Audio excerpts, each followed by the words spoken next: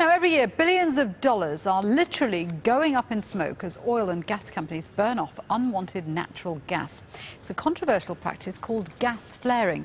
It reduces the chance of the gas exploding, but it does produce significant greenhouse gas emissions. The World Bank estimates around $30 billion worth of gas is burned off every year. That's 30% of the European Union's annual gas consumption.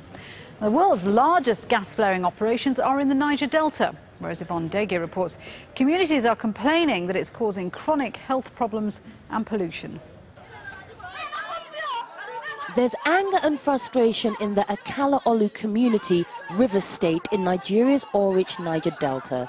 There are 55 oil wells flowing beneath their land, the profits from which go to the Italian oil giant Agip and the Nigerian government, who have joint control. They've made untold millions in profits from oil sales. The local people say they've made nothing. There is a constant reminder of the profitability of their land. The flame you can see in the distance has been burning non-stop above their heads for 38 years. What you see going on behind me is gas flaring. Now, the natural gases that come out of the earth when oil is mined are being pumped directly into the atmosphere. The gases are being burnt off by Agip Oil because it's the cheapest way of disposing of them. The problem is that gas flaring is a major source of pollution, contributing to global emissions of CO2. In much of the developed world, it's effectively banned.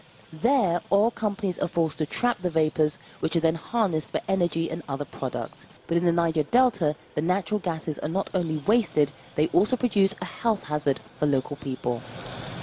The impact of this flaring here is a total environmental degradation because of the incessant heat being received from this gas flaring. When rain falls, we drink gas. We live, our community live under fire. It's burning on top of our head now. You saw it. But one small company, Notori, are trying to make the best use of the natural resource by trapping it to create a fertilizer for millions of Nigerian farmers. The process involves combining the gas with steam and chemicals such as ammonia, carbon monoxide and potassium. The fertilizer is being used hundreds of kilometers away in northern Nigeria. The reason why we need fertilizer in this country is that our soil fertility is starting decreasing instead of to increase. So we have seen it that with this fertilizer we increase our soil fertilities. However, as much of a blessing the conversion of gas to fertilizer is, it's done little to improve the lives of those living in oil-producing communities.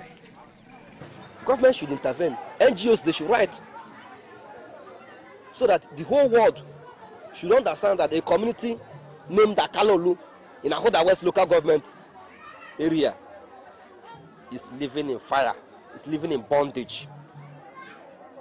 They are suffering from the hands of a wicked multinational called Agip. Please, go out there and tell it to the world that a community like this is suffering. And despite efforts to capture some of the wasted gas, Nigeria still has the world's worst record for gas flaring since records began. Yvonne Dege, Al Jazeera, River State, Nigeria.